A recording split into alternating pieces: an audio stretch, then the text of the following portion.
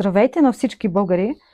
Наскоро имах възможността да разговарям с едно изключително интелигентно и много умно момче относно обстановката в страната, какво се случва в момента и на къде от тук нататък. Чуйте го! Здравейте, аз съм Радослав Иванов и съм един от гражданските активисти към фондация Родолюбци за България.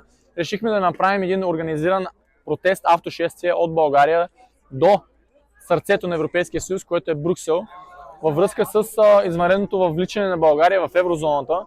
Понеже много голяма част от българите знаят, че данните бяха манипулирани за конвергентния доклад и с очудване разбираме, че Европейския съюз иска да ги приеме и по най-бързата процедура нас да ни вкарат в еврозоната.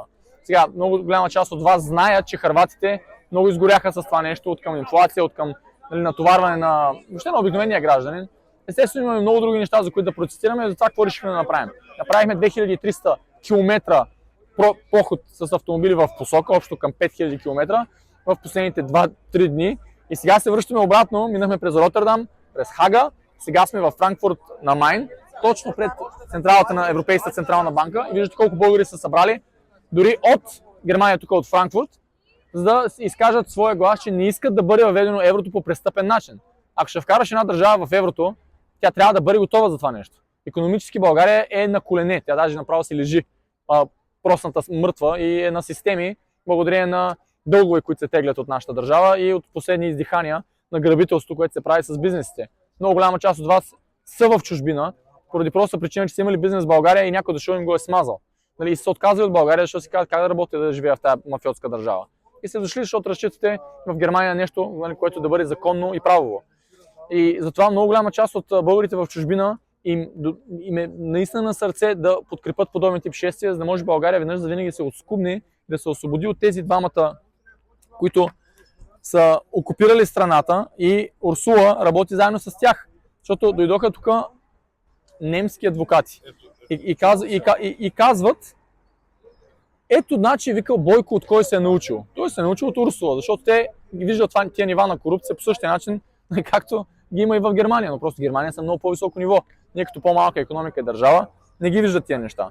И защо решихме да отпечатаме тези флаери, да облепим колите си с същите тези образи, за да може европейският данъкоплатец да разбере какво е станало с неговото евро, неговите пари. Тези еврофондове, които са изпращани към България с стотици милиарди през последните години, какво мислите, че стана с тях?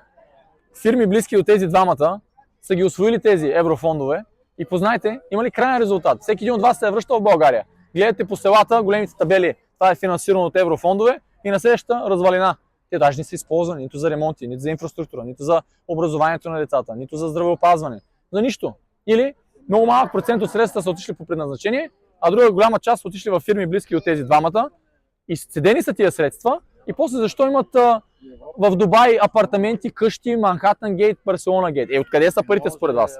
Същите тези европейци са прецакани, защото с техните данъци, които са влезнали и благодарение на тези еврофондове, познайте кой се е облажил. И вие си мислите, че тя не знае? Нормално е тогава вече българите да се вдигат и да протестират срещу това нещо. Аз съм живял в Америка и съм работил в Америка. Изкарах не малко пари в Америка като студент и можех да си остана за постоянно. Обаче в Америка, както предполагам, че и вие се усещате в Германия, не се чувстваме като хора, които са наравно с всеки един друг европейски гражданин. В Щатите е същата работа. Трябва да минеш 3-4 поколения, децата ти да не говорят повече български, да не се чувстват българи, да говорят изцяло на английски, за да може да бъдеш приет от американците. Тук не е ли по един и същи начин? По един и същи начин е. Аз да ви кажа, не исках по този начин да съм, защото съм родом от Хисаря, легендарен град, закърмен съм с легенди, с родолюбие. Това, че съм живял в Америка, ми е дал някакво предимство, обаче аз не искам да бъда роб в Америка, или роб в Германия, или роб някъде другаде. Не е случайно, ние си имаме държава. Ето, виждате, има определени нации, които ги изтребват в момента, защото те си нямат призната държава. А ние си я даваме така, на спокойствие, само заради тези двамата. Честно да ви кажа, дори да имаме сблъсък с мафията и да бъда заплашен и аз, семейството ми, аз не искам моите деца да израстват в такава ситуация, че трябва да избягат. Разбирате ли, мен ми е омръзнало. Както и много други хора в България ми е омръзнало. Не може да тия двамата просто тия неща да продължат. Детето в какво да израсне, в каква среда? А тези от вас, които гледате са на дивана и вашите деца са в тези детски градини в България и в тези училища в България, от които вие толкова се оплаквате, че има наркотици, че има побоища, гледате как други нокаутират деца с боксове и нищо не се прави. Това е защото нищо не правите и тези двамата се възползват от цялата ситуация. Всичката престъпност и наркотици са заради тези двамата. И да ме гледате и да се чуете и да има кофти коментари, наложи се да станем публични личности, за да може да се размърдат хората и да се прави това. Да не мислиш, че ми се занимава на мен с това цялото нещо. Да не мислиш, че Невелин Михайлов му се занимава с това нещо, нали, където му съсипаха бизнеса, родолюбивия бизнес, който генерираше изключително голямо уважение на чужденците към България. И не е само това. Много други хора, които са родолюбиви, искат да има промяна, но това ще стане само когато и вие се включите. Защото и ние работим, и ние си изкарваме парите с къртовски труд в България и допълнително трябва да се занимаваме с нещо, което не носи средства. Този вид активност не носи средства, а само разходи. Хората казват респект, много верно казвам. Благодаря ви за което, така че това, което може да направите, някои от вас за пръв път чуват за фондация Родолюбци за България, може да видите Родолюбци за България в TikTok, може да намерите Facebook, Telegram, Viber. Значи това е едно от сдруженията и ще обясня защо беше създадено. Последните поколения политици имат млади кадри. Тези млади кадри са обучавани по определен начин. Този начин е чрез така наречените НПО-та. НПО-тата, неправителствените организации, получават финансиране от някъде, за да могат да запазят офиси, да имат семинари, да може тези кадри да научат по какъв начин трябва да се прави политика. Вие виждате каква политика до какво води.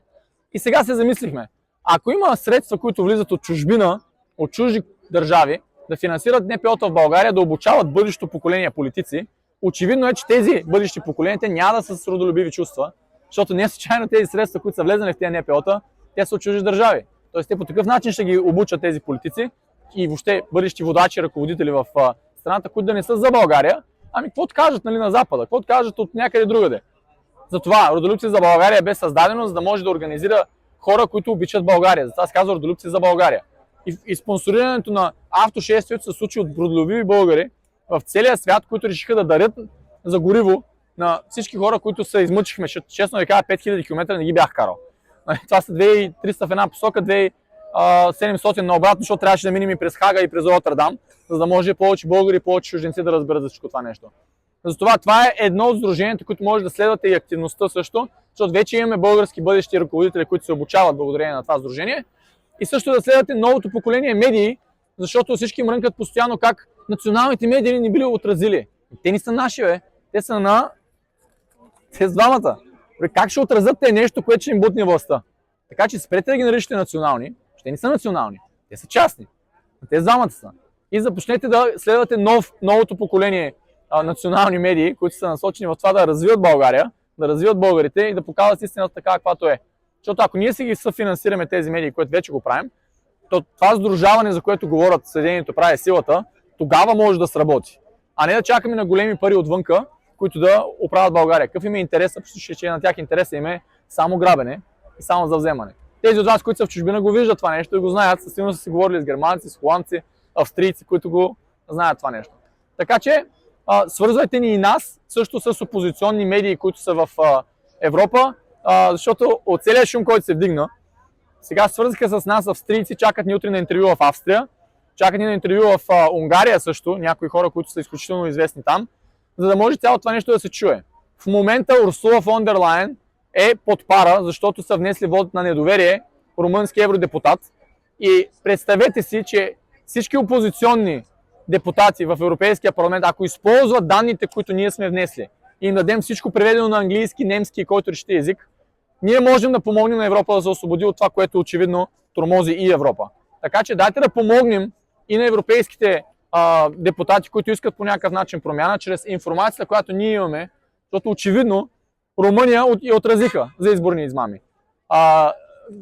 Грузия правиха протести и всичко се говореше за Грузия и за Румъния. Чакай, в България това, което ние изнесахме като информация, ниво пълни стон, все едно няма медии за това нещо. Трябваше да създадем допълнителни медии, за да може това да стигне до тях.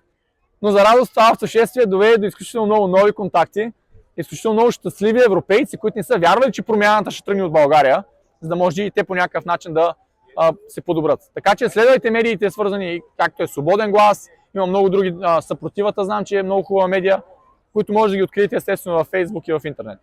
И така. Европейската централна банка в Франкфурт. Да, и също така да благодарим на всички българи, които се вдигнаха, успяха да реагират толкова ефективно и да не благодарим на тези, които блокират такъв тип информация в групите българи в Франкфурт, българи в Берлин, българи в Германия, защото оказва се, че голяма част от тези групи се държат от политически съответно формации, които не им харесват тази информация, че достига до тях. И затова даже препоръчвам напред си нови групи. Лека по лека пак ще пораснат, пак ще станат съответните хиляди, но нека да не бъдат администратори, хора, които са привърженици на текущата власт, която обяснихме какво прави с вас, какво прави и с всички останали.